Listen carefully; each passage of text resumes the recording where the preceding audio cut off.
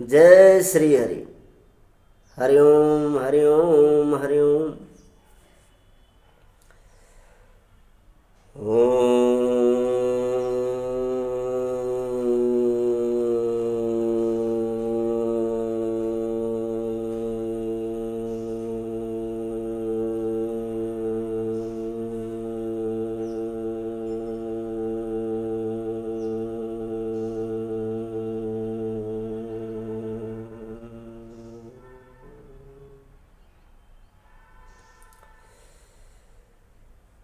ओम सत्यम शिवम सुंदरम। प्रिय सज्जनों, आज हम गीता के प्रथम अध्याय को आपके समक्ष प्रस्तुत करते हैं और आप सबको उसका श्रवण कराते हैं। तत्पश्चात गीता क्या है, उसका महात्म क्या है और किस प्रकार उसका श्रवण करना चाहिए, कुछ गीता के महात्म के बारे में ये 2 लाइन जो आपके समझ प्रस्तुत करने जा रहा हूँ कि गीता क्या है, उसका महत्व क्या है। गीता सुगीता कर्तव्या किमन्ये शास्त्र विस्तरे या स्वयं पद्मनाभस्य मुख पद्म दुन सुता। गीता सुगीता करने योग्य है, अर्थात गीता जी को भली प्रकार पढ़कर अर्थ और भाव सहित अंतःकरण में धारण कर लेना मुख्य कर्तव्य है। यानी जो कि स्वयं पद्मनाम भगवान श्री विष्णु की मुखारबिंद से निकली हुई है, और फिर अन्य शास्त्रों के विस्तार से क्या प्रयोजन, क्योंकि अगर गीता में आपकी प्रगाढ़ आस्था हो गई तो फिर अन्य शास्त्र पढ़ने से कोई फायदा नहीं, क्योंकि गीता सभी की जननी है और सबका एक आधार है, जो कि पूर्ण वेदों से भी बढ़कर है, वेदोक्त है। और स्वयं भगवान ने भी इसके महात्म का वर्णन अपने श्रीमुख से किया है, जो कि भगवान विष्णु के अवतार श्री कृष्ण जी, इसका वर्णन अर्जुन के समक्ष कुरुक्षेत्र में किया, और जो कि श्लोक 18 और 68 से 71 तक इसका विस्तृत वर्णन किया गया है।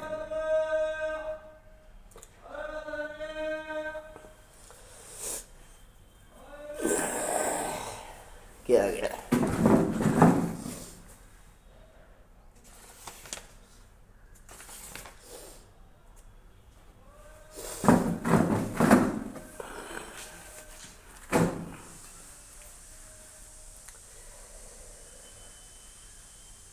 तत्पश्चात परम सुंदर भगवान विष्णु की एक हम आराधना करते हैं। आप लोग श्रवण कीजिए। शांताकारं भुजंगशयनं पद्मनाभं सुरेशं विश्वाधारं गगनसदृशं मेघवर्णं शुभांगं लक्ष्मीकान्तं कमलनयनं योगिभिर्ध्यानगम्यं वन्दे विष्णुभवभयहरं सर्वलोकैकनाथम्।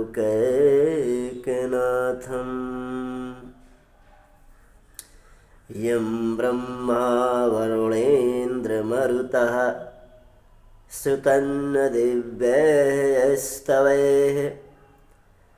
वेदैः साङ्गपदक्रमोपनिषदैर्गायन्ति यः सामग्रः ध्यानावस्थिततदृप्तेन मनसा पश्यन्ति यं योगिनो यशान्तं न विन्दुः सुरासुरगणा देवाय तस्मै नमः। वासुदेवसुतं देवं कंसचाणूरमर्दनं देवकी परमानन्दं कृष्णं वन्दे जगद्गुरुं। जय श्री कृष्ण।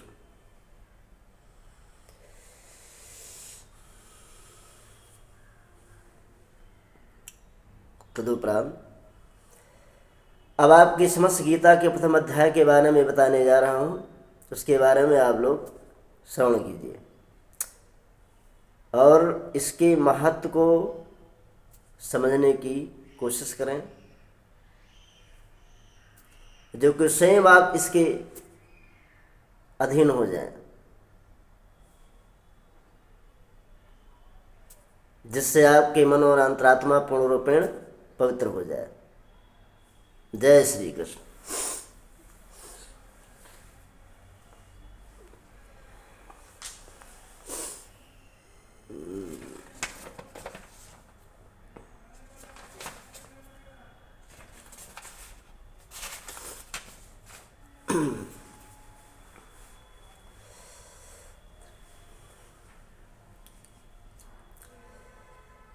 मधुसूदन, जय श्री गणेश। मधुसूदन भगवान कृष्ण के आदेश से कौरव और पांडवों की सेनाएं परम पावन पवित्र धरती, जिसको हम कुरुक्षेत्र के नाम से जानते हैं, इकट्ठी हुई। वे दोनों सेनाएं युद्ध की अभिलाषा से इकट्ठी हुई और स्वयं विजय प्राप्त करने के उद्देश्य से इकट्ठी हुई।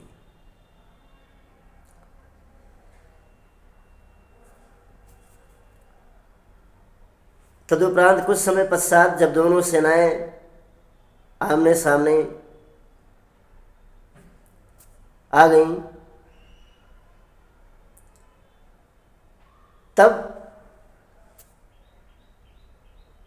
उस कौरव पक्ष की सेनाओं को देखकर अर्जुन के मन में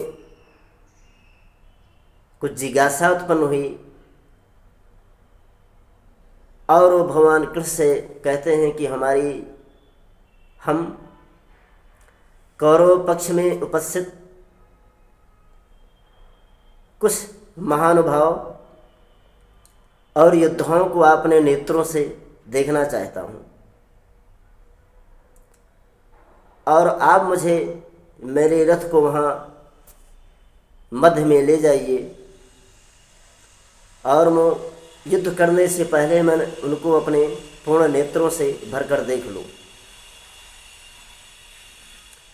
अब युद्ध समाप्ति से पहले अर्जुन के मन में ये सब एक जिज्ञासा उत्पन्न हुई, जो कि ये स्वयं हरिच्छा पर निर्भर है, प्रभु के प्रेरणा से उत्पन्न हुई।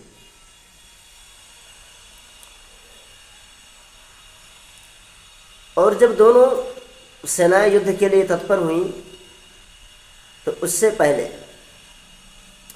फिर यहाँ हस्तिनापुर में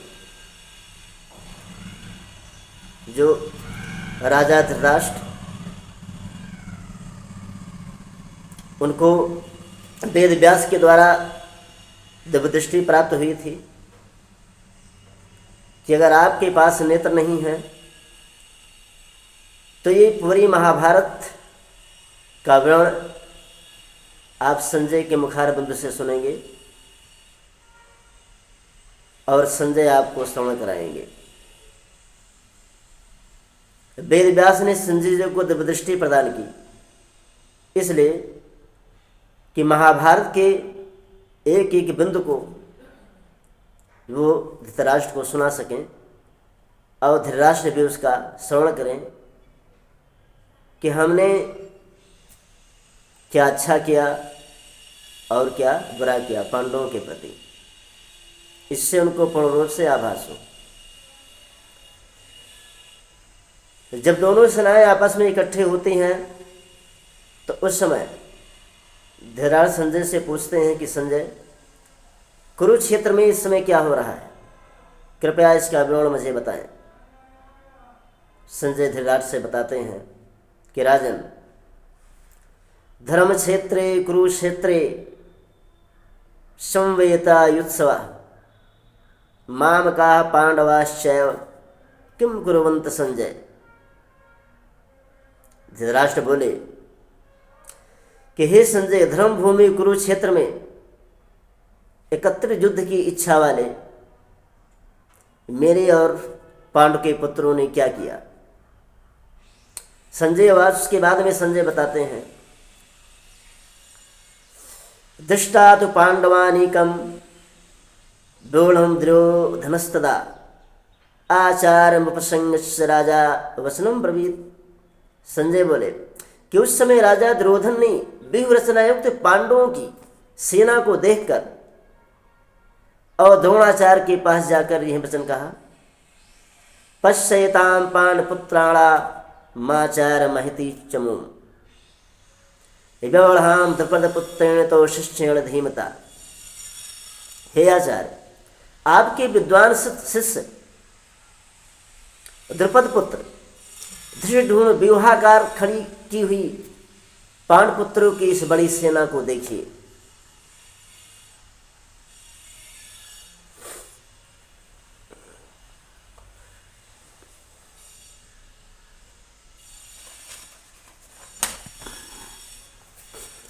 से बस अत्र सूरा महेश्वासा भीमार्जुना समायुधि योधानो विराटास्य द्रुपदस्य महारथा धृष्टकेतुश्चेतानः काशीराजस्य वीरवान् पुलुजितकुन्तिभोजस्य शैव्यस्य नरपुङ्गवः सौभद्रो द्रौपदेयाश्च सर्वयो महारथा। इतनी महारथी कुरुक्षेत्र में है। उस सेना में बड़े बड़े धनुष वाले तथा युद्ध में भीम और अर्जुन के समान शूरवीर सात्विक और विराट तथा महारथी राजा द्रुपद, धृष्टकेतु और चेकितान तथा महाबलवान काशीराज, पुलुजित कुंतभोज और मनुष्यों में श्रेष्ठ सैव्य पराक्रमी युधामन्यु तथा बलवान उत्तमौजा सुभद्रा पुत्र अभिमन्यु एवं द्रौपदी के पांचों पुत्र, ये सभी महारथी हैं। अस्माकं तो विशिष्टा ये तन्निबोध द्विजोत्तम नायकामं शयनस्य संजार्थतान ब्रवीमिते। हे ब्राह्मण श्रेष्ठ, अपने पक्ष में जो भी प्रधान हैं उनको आप समझ लीजिए। आपकी जानकारी के लिए मेरी सेना के जो जो सेनापति हैं उनको बताता हूँ।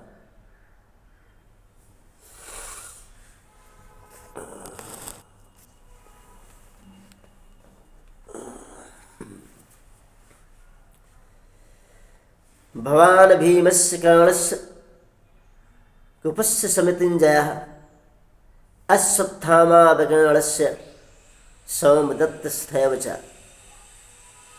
आप द्रोणाचार्य और पितामह भीम तथा कर्ण और संग्राम विजयी कृपाचार्य तथा वैसे ही अश्वत्थामा, विकर्ण और सोमदत्त का पुत्र भूरिश्रवा, ये सब सेना में है।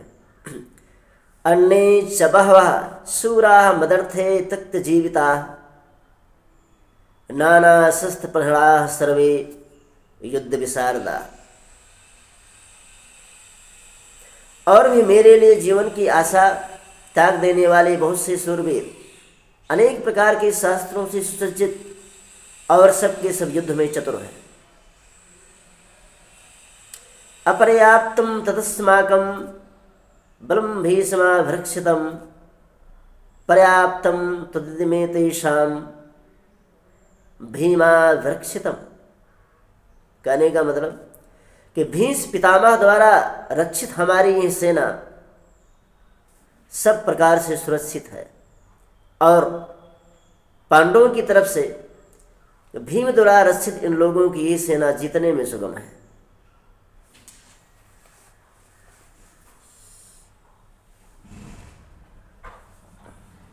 अयनेषु च सर्वेषु यथा भागमस्थिताः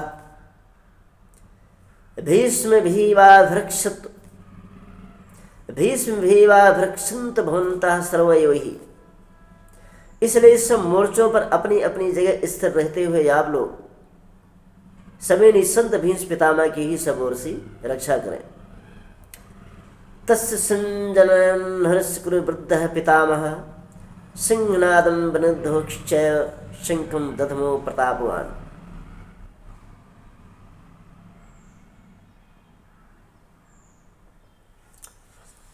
तत्पश्चात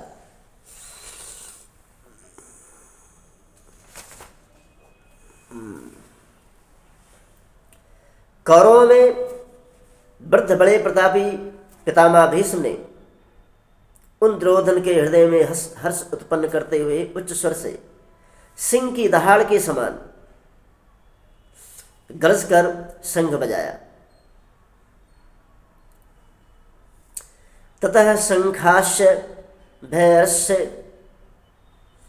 पणवानाक गोमुखा सैवाभ्यनंदहंत सशब्दस्तुमलो अभवत्। इसके पश्चात शंख और नगारे तथा ढोल मृदंग और नरसिंह के आदि बाजे एक साथ बज उठे। उनका यह शब्द बड़ा भयंकर हुआ। उस शब्द से पूरी कुरुक्षेत्र गूंज उठा। तथा श्वेतैर्हर्युक्ते महत् सन्दने स्थितो माधवा पांडवश्चैव दिव्यो शंखो प्रथम मतु। इसके अंतर सफेद घोड़ों से युक्त उत्तम रथ में बैठे हुए श्री कृष्ण महाराज और अर्जुन ने भी अलौकिक शंख बजाए। 5 जन्म उन लोगों ने कौन कौन से शंख बजाए, उस शंख का वर्णन इस प्रसंग में दिया गया है।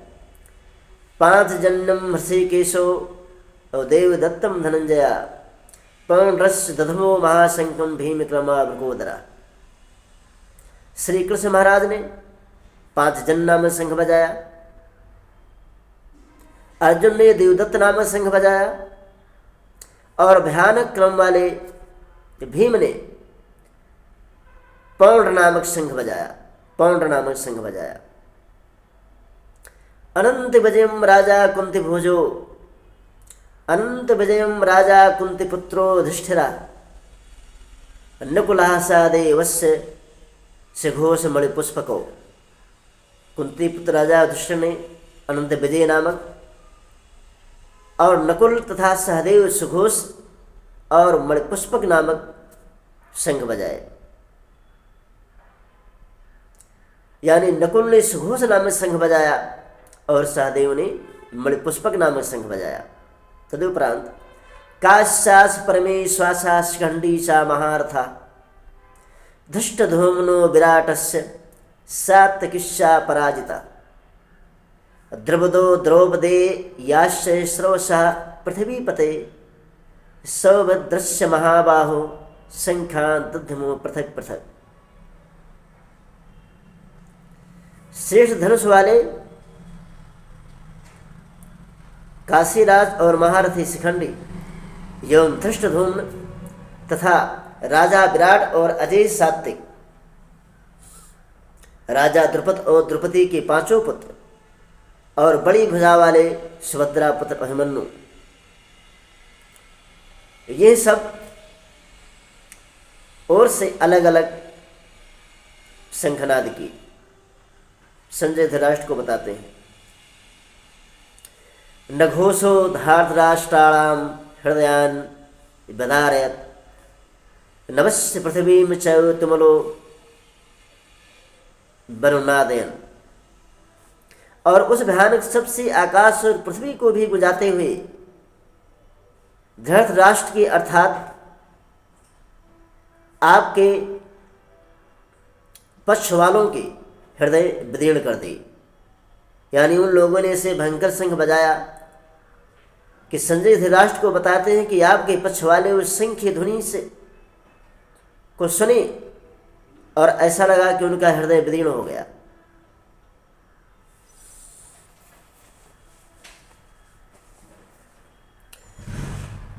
अथ व्यवस्थितान् दृष्टा धार्तराष्ट्रान् कपिध्वजः प्रवृत्ते शस्त्रसम्पाते धनुर्दध्याम पाण्डवः हसिकेशं तदा वाक्य विदयमाह महीपते।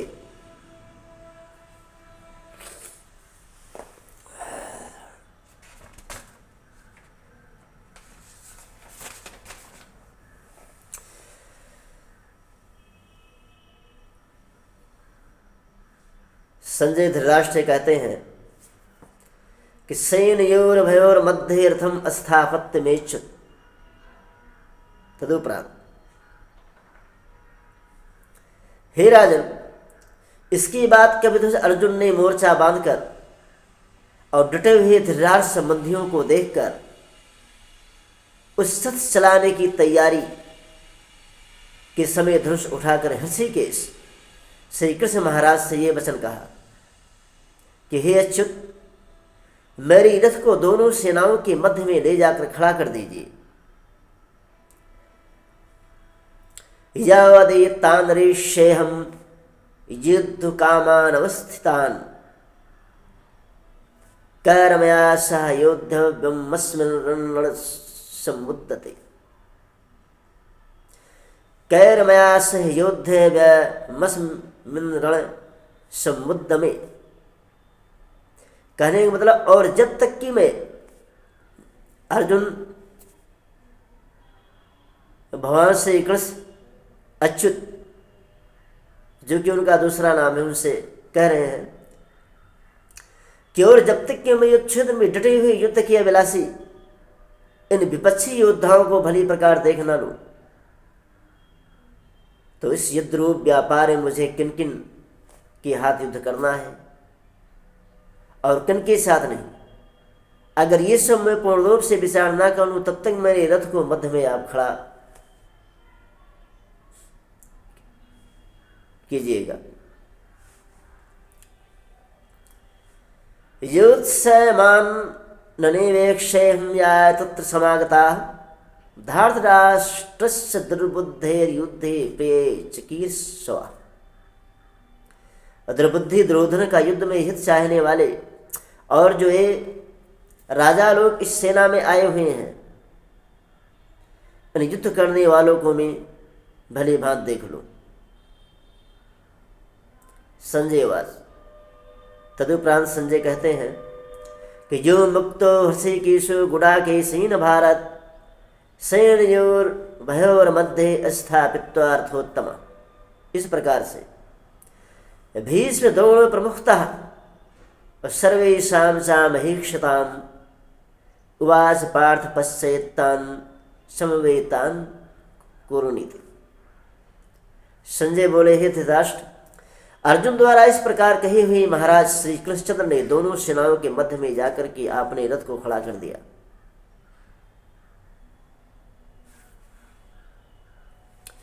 उसके पश्चात अर्जुन ने सेनाओं के बीच में भीष्म और द्रोणाचार्य के सामने तथा संपूर्ण राजाओं के सामने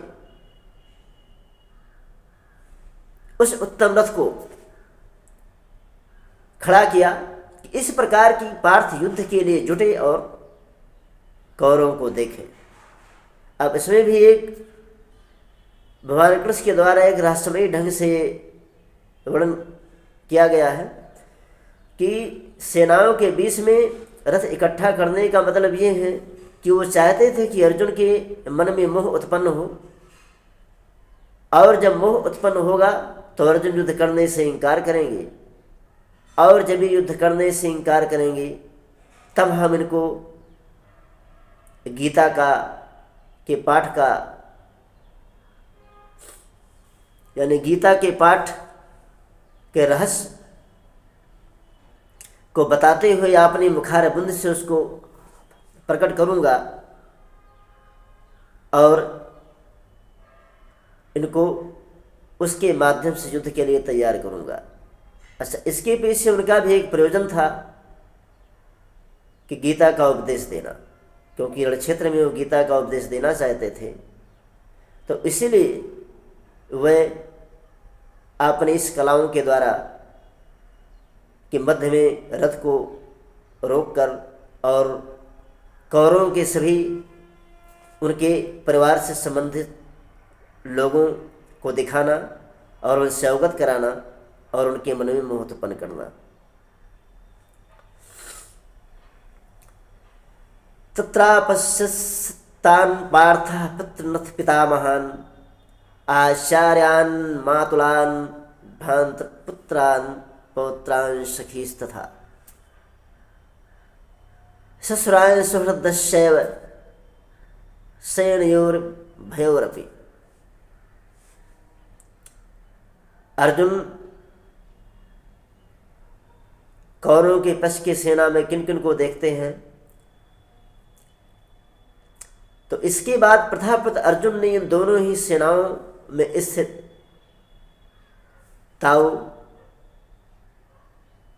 चाचा, दादा, परदादा, गुरु, मामा और भाइयों को, पुत्रों को, पौत्रों को तथा मित्रों को, ससुर और सहृदयों को भी देखा। सब लोग वहां उपस्थित थे। तान् समीक्ष्य च कौन्तेयः सर्वान् बन्धुरवस्थितान् कृपया परयाविष्टो विषीदन्नमब्रवीत्। उन उपस्थित संपूर्ण बंधुओं को देख करके कुंती प्रति अर्जुन अत्यंत करुणा से युक्त होकर शोक करते हुए ये वचन बोले।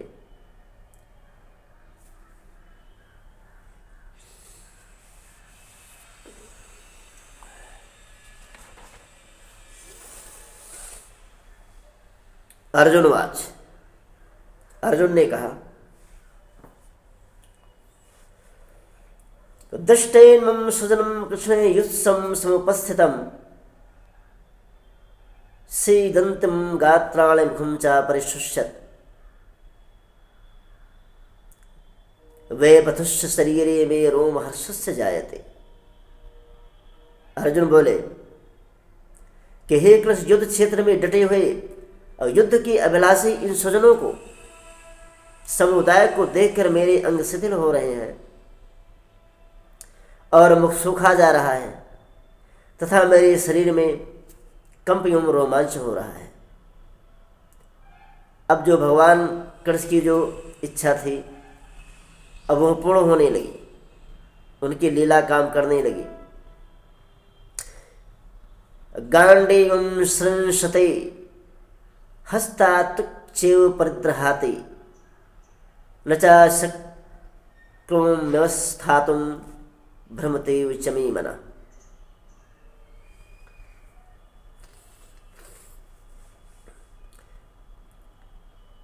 अर्जुन कहते हैं कि गांडीव से, हाथ से गांडीव धनुष गिर रहा है। कहते हैं प्रभु कि हाथ से गांडीव धनुष गिर रहा है और त्वचा भी बहुत जल रही है तथा मेरा मन भविष्य हो रहा है, इसलिए मैं खड़ा होने पर भी सामर्थ्य नहीं हूं।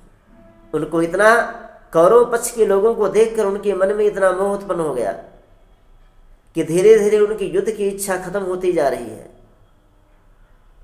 और उनका अंग भी शिथिल होता जा रहा है। निमित्तान् च पश्यामि विपरीतान् केशव न च श्रेयोनुपश्यामि हत्वा स्वजनमाहवे। हे केशव, मैं लक्षणों को भी विपरीत देख रहा हूं तथा स्वजन समुदाय को देखकर मैं इतना द्रवित हो गया कि उनको मारकर कल्याण भी मैं नहीं चाहता।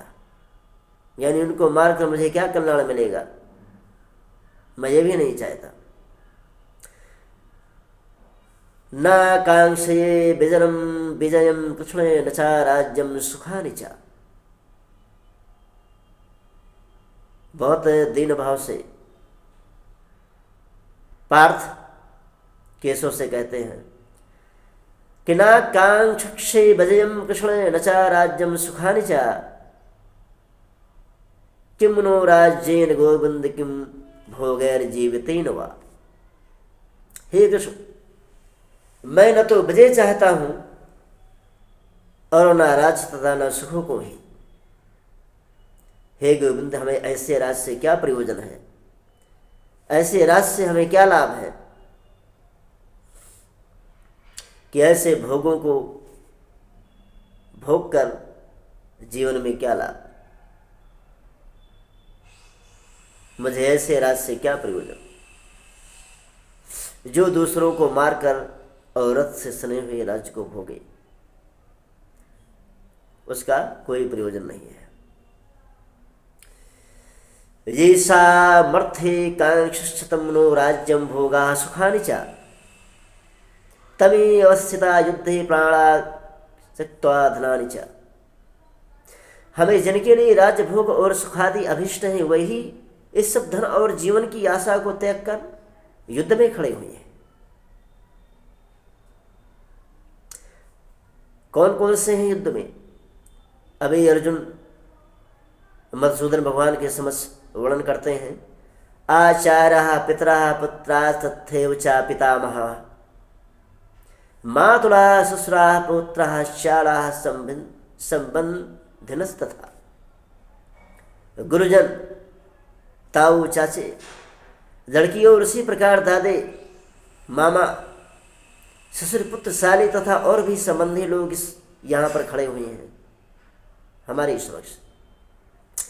एतान् हन्तुं वक्ष्यामि धनुत मधुसूदन अभित्रैलोक्यराजस्य हेतु किम न मही कृते। हे मधुसूदन, मुझे मारने पर अथवा तीनों लोगों के राज के लिए मैं भी इन लोगों को मारना नहीं चाहता। और फिर पृथ्वी के लिए तो कहना ही क्या। यानी अगर मुझे तीनों लोक प्राप्त हो जाएं इनको मारने से, और तीनों लोगों का मुझे सुख साहस प्राप्त हो जाए इन स्वजनों को मारने से, तो मैं भी इन्हें मारना नहीं चाहता। तो इस पृथ्वी का क्या मतलब? निहत्र धात्र राष्ट्रान्नकं प्रीति स्वाजनार्दन पाप में वाश्रय दे मानहन वैतानतायिना। हे जनार्दन, धृतराष्ट्र के पुत्रों को मारकर हमें क्या मिलेगा, इससे हमें क्या प्रयोजन?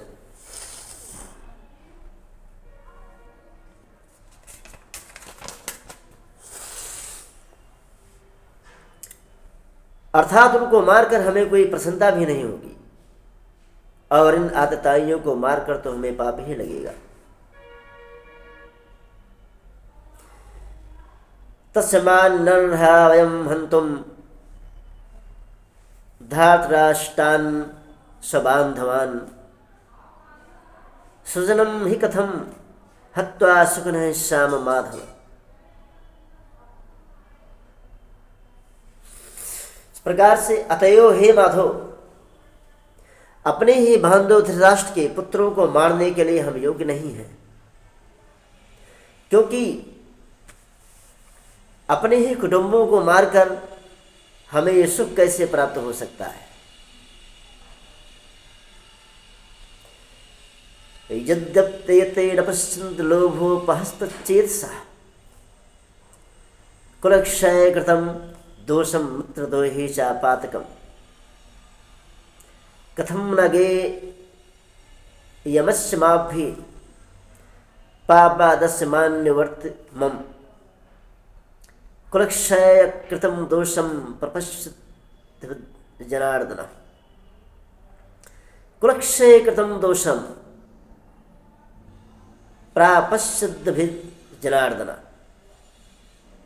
कितना सुंदर प्रसंग है कि यद्यप लोभ से भ्रष्टित हुए ये लोग कुल की नाश से उत्पन्न दोषों को और मित्रों से विरोध करने से पापों को नहीं देखते, तो भी हे जनार्दन, कुल की नाश से उत्पन्न दोषों को जानने वाले और हम लोगों को इस पाप से हटने के लिए हमें विचार क्यों नहीं करना चाहिए। कुलक्षय प्रणश्यन्ति कुल धर्मा सनातना धर्मे नष्टे कुलम कृष्णमधर्मो अभिभूता। यानी कुल की नाश से सनातन कुल धर्म नष्ट हो जाते हैं और धर्म की नाश हो जाने पर संपूर्ण कुल में पाप भी बहुत फैल जाता है, क्योंकि अगर धर्म नाश होगा तो पाप भी फैल जाएगा। धर्म सर्वश्रेष्ठ माना गया है। अधर्माभिभवात् कृष्णा प्रदुष्यन्ति कुलस्त्रियः स्त्रीषु दुष्टा स्ववर्णस्य जायते वर्णशंकरः।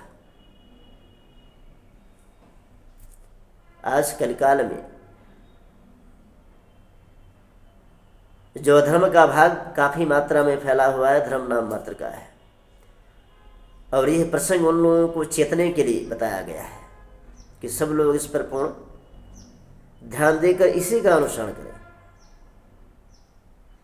कि हे कृष्ण, वो कहते हैं, अर्जुन भगवान कृष्ण से कहते हैं कि कृष्ण, पाप के अधिक बढ़ जाने से कुल स्त्रियां अत्यंत दूषित हो जाती हैं, और हे वाषणेय, स्त्रियों के दूषित हो जाने पर वर्णशंकर उत्पन्न होते हैं। स्त्री जो कि गृह लक्ष्मी के रूप में माना गया है कि इस नार्य पूजते रमनते तत्र देवता। जहाँ नारियों की पूजा होती है वहाँ देवता वास करते हैं, हमारे ये वेद और शास्त्र बताते हैं।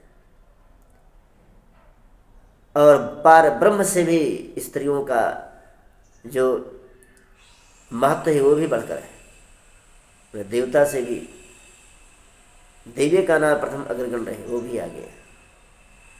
योग माया भगवती के द्वारा त्रिदुओं की उत्पत्ति हुई है, इसलिए नारी का स्थान सर्वश्रेष्ठ माना गया है। संक्रो नरकाय कुलघ्नानाम कुलस्य च पतंत पितरो हेसाम लुप्त पिंडोदक क्रिया। तो वर्णशंकर कुलघातियों को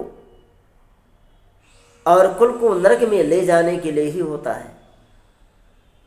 यानी जो वर्णशंकर उत्पन्न होते हैं कुल में, तो अपने पितरों को, सभी लोगों को स्वर्ग नहीं नरक में ले जाते हैं।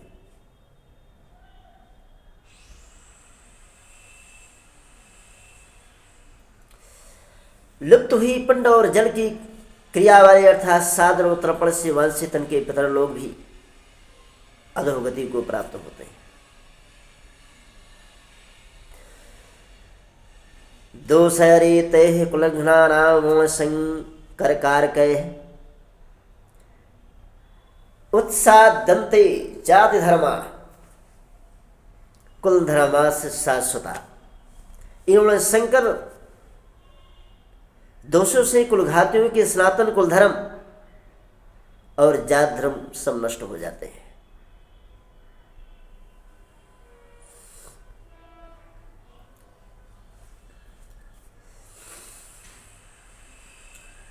तदुपरांत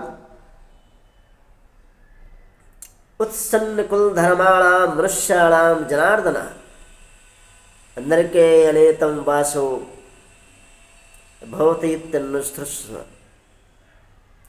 हे जनार्दन, जिनका कुल धर्म नष्ट हो गया, ऐसे मनुष्यों का अनिश्चित काल तक नरक में वास होता है। ऐसा हम सुनते आए हैं, अनिश्चित काल तक नरक में वास होता है जिनका कुल धर्म नष्ट हो गया। विचार कीजिए इस पे।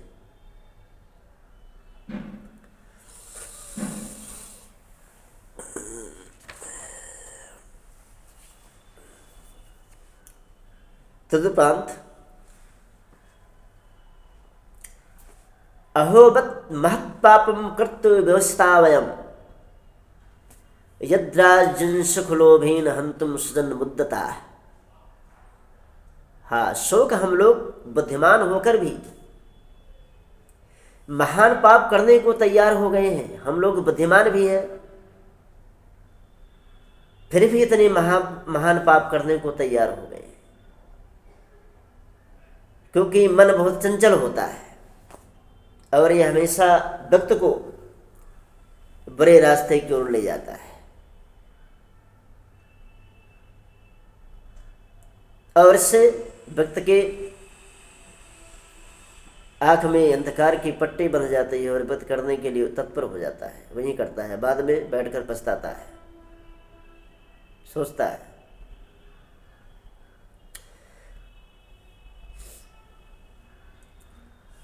यदि मम प्रतीकारमशस्त्रम शस्त्रपाणयः,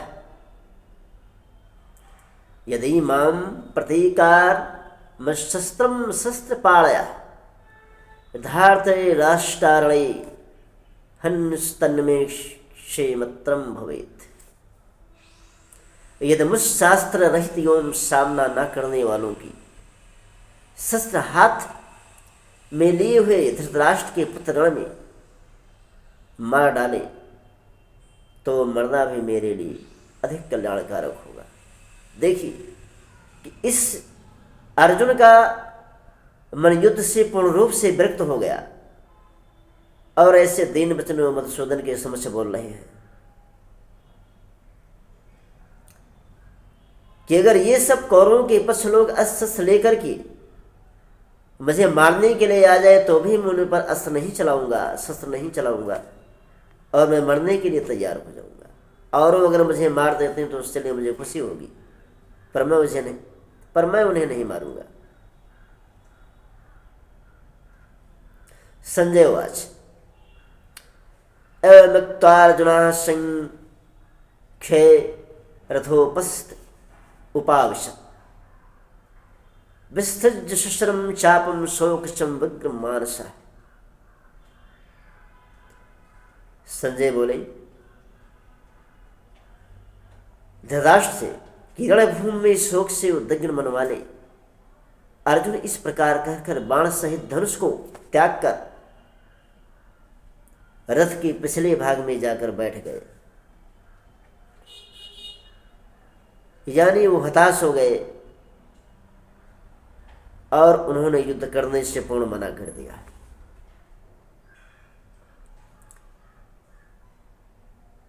ओम तत्सदिति श्रीमद् भगवद गीता सप्तमनिषस्थ ब्रह्मा विद्यायाम योग शास्त्रे श्री कृष्ण अर्जुन संवादे विषाद योगो नाम प्रथम अध्याय समाप्त। जय श्री कृष्ण। हरि ओम हरि ओम।